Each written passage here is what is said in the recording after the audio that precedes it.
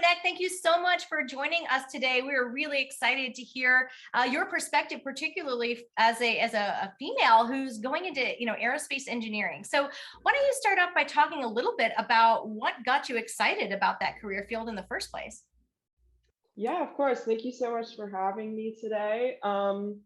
So my sort of background for engineering. So I have some engineers in my family. My grandfather was an aerospace engineer, so I grew up hearing a lot about it. But when I was younger, it wasn't necessarily at the forefront of things that I wanted to do.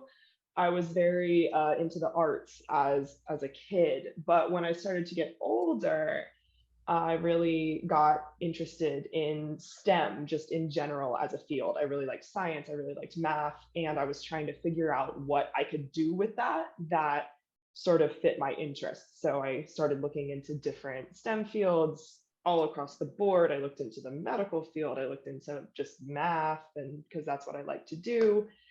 And I started to contemplate engineering and aerospace engineering because I knew that that was a really exciting field and it was coming back into the light a lot right when I was graduating high school. And so I started to get really excited about all of the opportunities that there were for working in space exploration again. And ultimately looking into those things, I just got super excited about it. And that's what led to my decision to major in aerospace engineering. And then when I got to school, I just fell in love with it.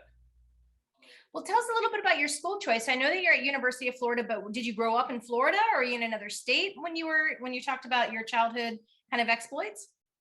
Yes, I did grow up in Florida, and I actually grew up in Gainesville, so the Oh, city wow. that UF is in. So I stayed home, but with good reason, because Well, UF is right. a Oh my gosh, I have to fantastic tell engineering you, school. I spent 4 years in well, it might be more like three in Newberry. Like nobody knows, but you know where Newberry is. Nobody I knows where sure Newberry do. is. Yes, Like, I oh have my friends in Newberry. so I know exactly what you mean by like I stayed at home. Like it's a lot of people don't realize what an amazing school, but it's a super rural area, around Mm. that place as well. So great. So you said your dad, there are a lot of engineers in your family, and you started off in kind of more of an artsy kind of a creative interest. So I think we have a lot of our students, right, who start off thinking like, they think about aerospace or engineering as like it's super STEM related, which it is, but they forget too. And I didn't even know until I started working with Kevin that there's room for all kinds of different creative, passions within aerospace. So when you finally were looking at that and you said, this is going to allow me to kind of pursue that, what was it about engineering in particular that kind of spoke to your creative juices? Yeah, for sure. So I think that when I first went into aerospace engineering, when I first decided to major in it, I wasn't really sure yet how that was all going to work together. I didn't have a ton of experience with it. So I wasn't exactly sure right off the bat. But as soon as I got involved in it, I was just kind of dove straight into it in school. I've been involved in a lot of different design competitions and things like that. I started to realize how much creativity there was in the design process. Like I get to draw and brainstorm and come up with these solutions that are obviously STEM focused, but that still allow a lot of room for creativity and innovation and those sorts of things. So that I think being involved in those competitions really spoke to my more artistic and creative side and showed that there was room for that in engineering. And that was a really big turning point. I think, like, yes, this is what I want to do. This is awesome. Right. Well, that's fantastic. I have a question and a follow-up question. The first one, I just want to touch base. You mentioned your grandfather was an aerospace engineer. Was he more about aircraft, helicopters, rockets, engines? What was his happy place? And then I'll have a follow-up question about UF. Yes, he was more about aircraft. He worked with aircraft primarily. Fantastic. Now you're at UF. I would like to know, and will you share with our listeners? I believe you're a senior. Is that correct? Undergrad senior? Yes, I'm entering my senior year. Yes. Fantastic. So you've been in the MAE department, I believe it is at UF, right? Mechanical and Aerospace. Yes, And that's right. I'd love for you to share a little bit about the classes you took as an undergrad. And for our listeners, I met Miss Megan through an AIAA event where they asked some of us to just spend some time with some, college kids and just talk about careers or connections and things like that. And so that's how we actually met a month or two ago. And she's speaking to the Wolfpack. Is that correct? Is she? Well, I'm good. She doesn't know it yet, but I'm sorry. I thought Yeah. that you'd already coordinated. Yes, that. my hope is that we'll have you speak to the satellite team I have. It's 10 to That's another surprise for you. yeah, 10 to 15-year-olds. But would you take a few minutes and share with us about life as an undergrad at UF in aerospace engineering? Yeah, absolutely. So like you already said, I'm part of the mechanical and aerospace department at UF, which is MAE. And my major, of course, is aerospace engineering. So a lot of we take a very wide variety of classes. It's really great. In my undergrad, I've taken classes that have focused on sort of different aspects of the directions that you can go in aerospace engineering. So I've taken classes that were focused on structures and materials, and I've taken classes that were focused on fluids and propulsion and aerodynamics and those sorts of things, as well as some modeling and programming classes and manufacturing related courses. So we get a really broad view of the directions you can go with the career, which is really nice to sort of determine what you might be interested in and what classes you enjoy. And one thing I love about UF is the way that they value hands-on labs. Just in undergrad, we get a lot of opportunities to work with real programs and real sort of projects that sort of reflect what actual work is like in industry. So, for example, we take a class called that I'm actually a teaching assistant for now, but we take a class called the Design and Manufacturing Laboratory, and in that class, we actually design a whole robot essentially with an objective in mind and then build it, and the students learn how to use machining equipment like mills and lathes and band saws and actually build it hands-on. And that is just an incredibly valuable experience to learn about the design process and sort of when you're designing something, what is actually going to happen to it, how is it actually going to be built. So that's just one example, but I've taken several lab courses, and I think that those are incredibly valuable, and I really appreciate that UF has those. So well, fantastic. You literally covered so many. You mentioned structures, materials, fluids, propulsion, modeling, programming, and manufacturing.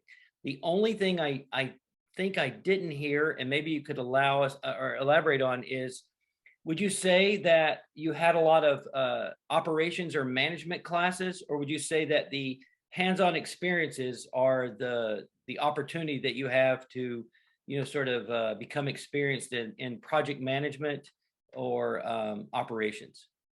Yeah, so I'd say that definitely a lot of our lab classes are group project based. And I think that that's sort of how those things are incorporated into our lab classes. So to answer the question straightforwardly, I don't take specifically management classes. I have the option to do that through another program where you can get like a project management certificate, I think is what it is. So there is an option to add that on, but through the major specifically, you get that a lot just from the teamwork that's involved.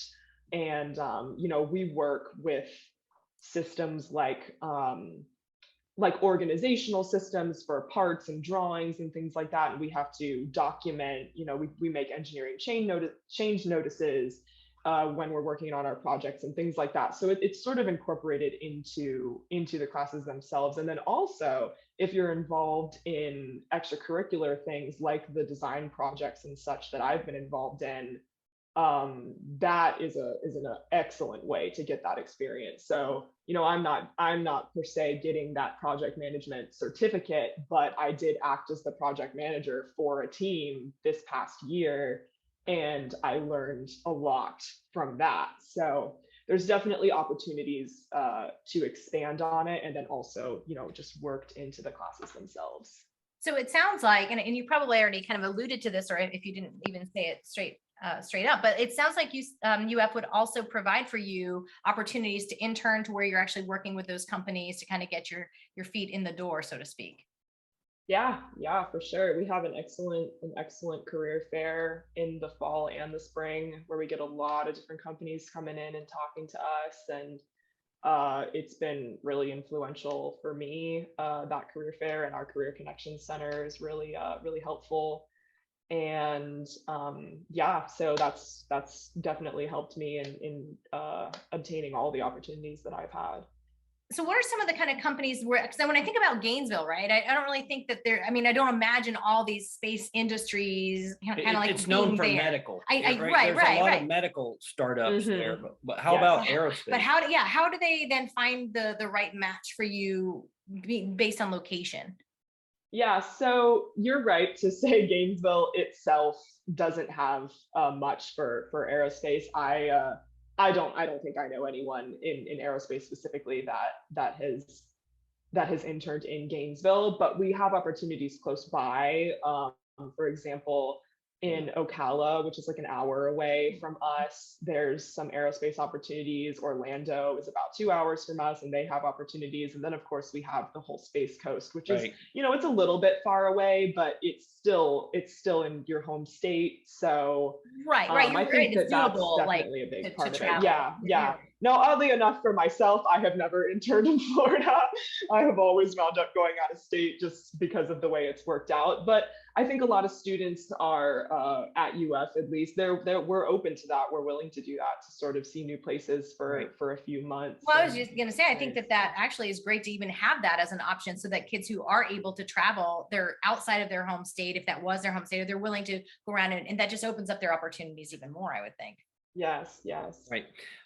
Let's circle back to, you mentioned working on a lot of group projects at UF. We're curious as to what you hope your career field speciality might be within Aero, but also I imagine you were probably doing design, build, fly with AIAA, and maybe you were in the small satellite design club. Could you share a little bit about some of your most enjoyable or most beneficial small group projects you worked on during your undergraduate time at UF?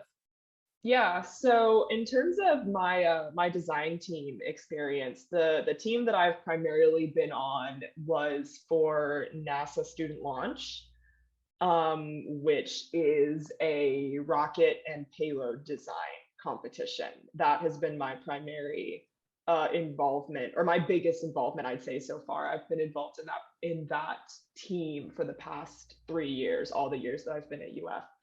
I've also been a part of a couple other NASA sponsored competitions. So one that was sponsored by NASA Tournament Lab, which was a rover design project, and then another one that was sponsored by Fairchild, and it was a space station design competition to design That's design fantastic. Elements for a space station. And I want to clarify for our listeners, the rocket you're talking about is not a little Estes kit. It's probably what, 10, 15 feet tall, at least 8 feet tall, and you launch it out in the desert somewhere in New Mexico or somewhere like that? So, the rockets are between, I think ours this year was 9, and last year it was 12. So yeah, they're definitely a good size. And our competition, because it's sponsored, the competition that I was involved in, because it's sponsored by NASA, we launched in a big field up in Huntsville, Alabama. But our team also is involved in a competition that does go to the desert in New Mexico for that one. And I will be doing that one next year. So what is your max speed and max altitude of a rocket that your team has built?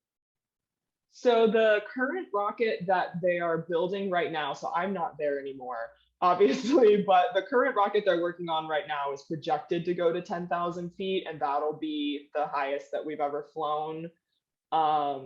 In terms of this past season, we were hitting right around 5,000 for ours, and that was definitely getting up there for height. But with our competition, the how high it goes isn't necessarily the goal. The goal is to hit a target altitude. Mhm. So ours was actually going a little bit too high. So it was Oh, exciting that it was going very high, but it was kind of overshooting our goal. But I think that's the highest that I've seen one go. mhm. And I couldn't tell you the speed off the rail right off the top of Right. my head, but Do you have to make a, are we at the place in history where the college kids have to make reusable rockets? Like yes. That's good. do you have to, do you only use a parachute to land it? Or are you emulating sort of the Falcon 9 first stage return?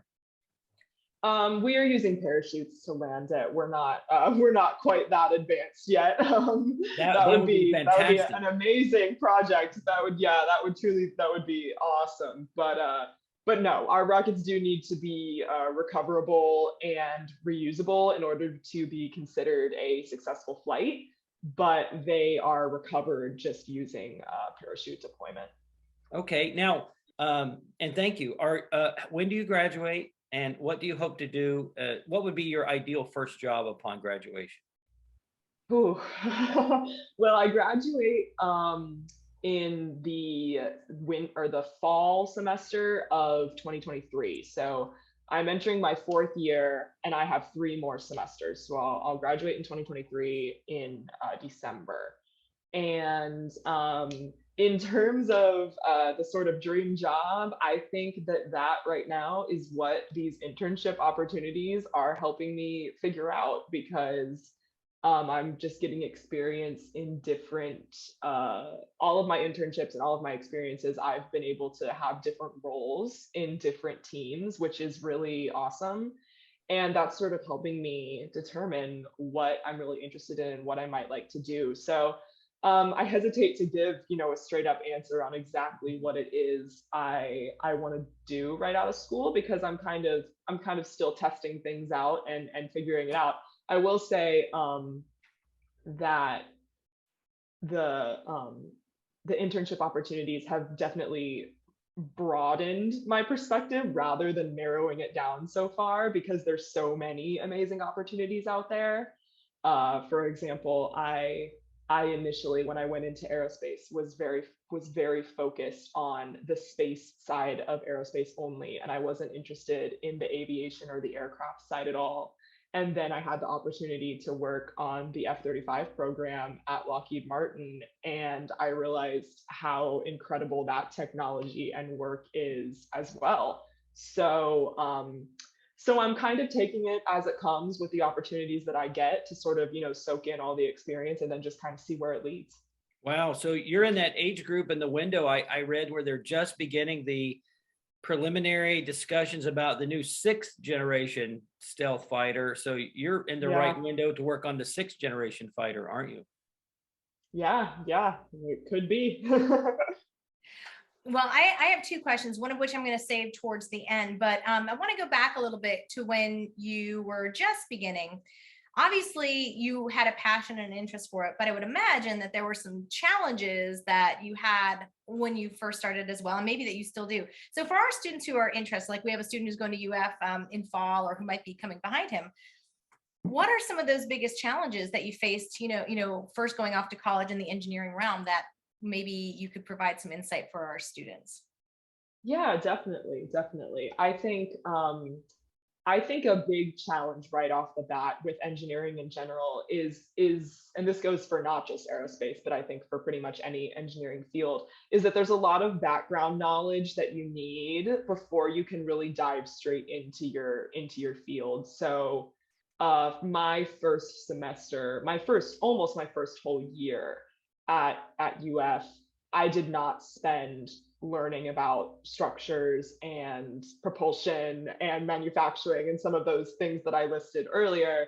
I was taking calculus and physics and chemistry and a lot of that background knowledge that you need to sort of be able to take those higher level classes. And I was able to compensate for it a little bit by being involved in all of those design competitions, like I said. So there's definitely still opportunities to get involved early on. But in terms of your coursework, it definitely starts with the necessary, prerequisites is what they're called.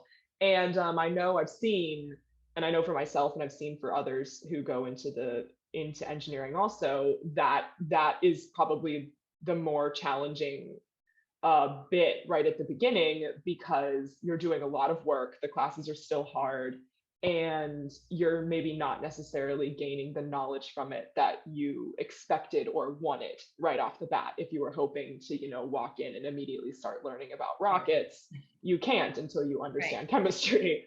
So I've talked to younger students, as an upperclassman already. And a lot of times what I just encourage them to do is to just kind of keep your eyes on the prize, to what you're working towards, like that's your goal. And if this seems mundane and it's hard and whatnot, you kind of just gotta just power through it to get to doing the things that you want to do. Right. It's not that short-term gratification kind of process. It's going to take obviously a process. Right. It's also paying your dues. You got to yes. Yeah, it's definitely not a video game mentality, right? You're not going to be great in 8 minutes. Do you have any other questions before I ask my final one of May? Well, you mentioned some internships out of state.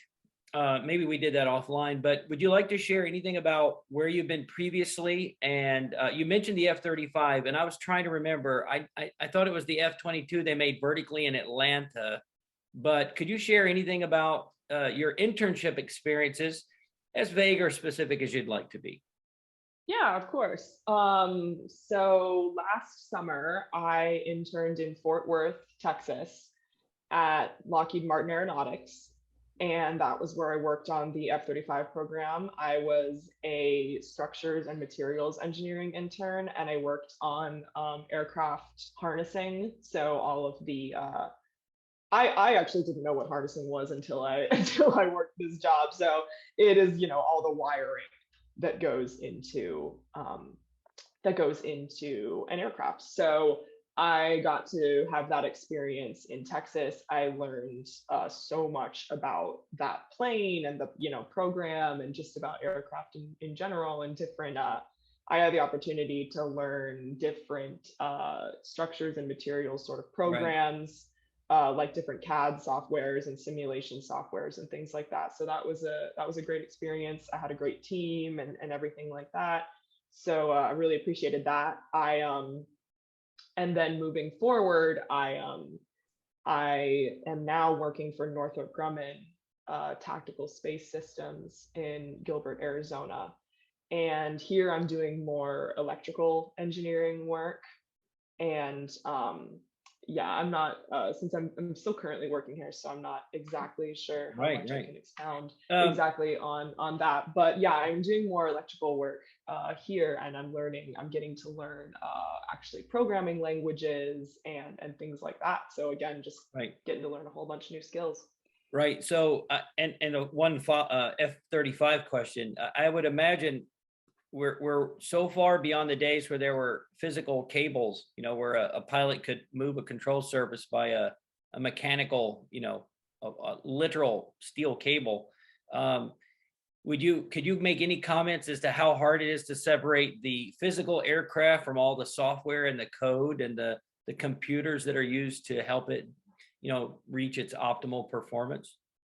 Yeah, well, I was not very involved in that in my time. I was involved in the wiring and the sort of electronic side of things, but on the structures side. So my role was more about how can we fit these harnessing bundles into the plane, and sort of how can they be oriented and things like that. So in terms of specifics, I can't really speak much to it, but I do know, based off of sort of the knowledge that I gained about it, that it's remarkable, the software and stuff that goes into it. Specifics, like I don't really know, but it is truly a feat of engineering. True.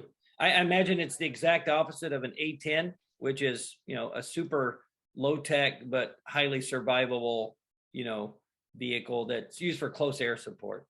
Mhm.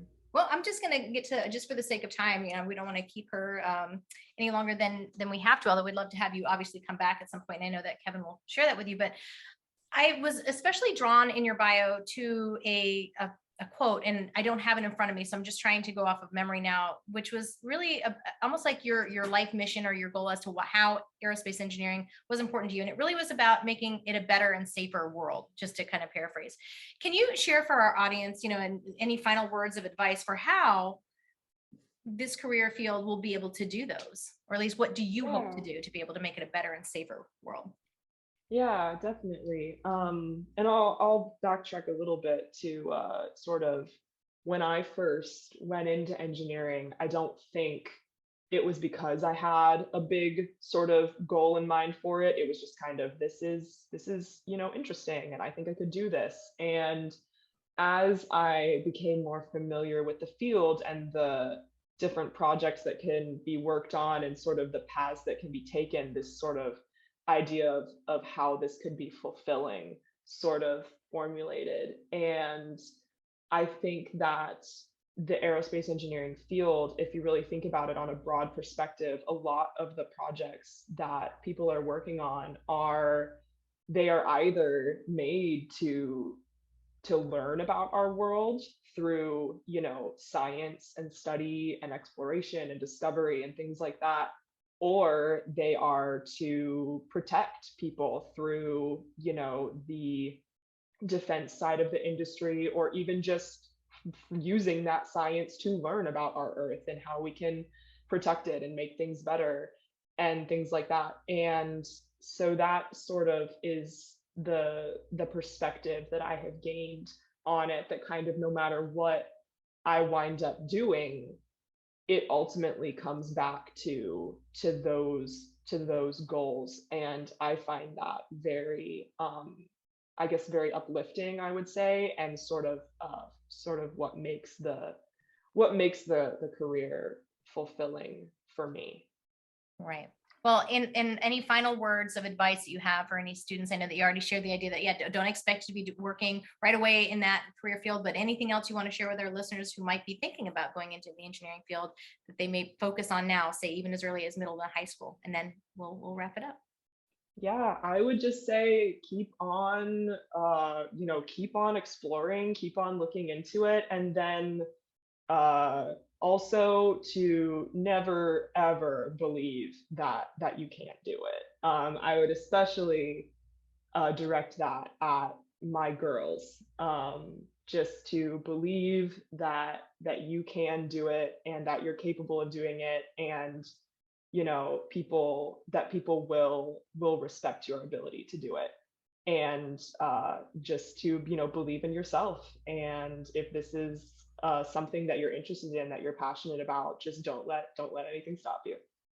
Well, we really appreciate Good you, advice. spending your time with us today. Thank you so much, and we look forward to hearing from you soon. Thank you so much for having me. And we thank you again. So Megan, have a great day. We'll see you soon.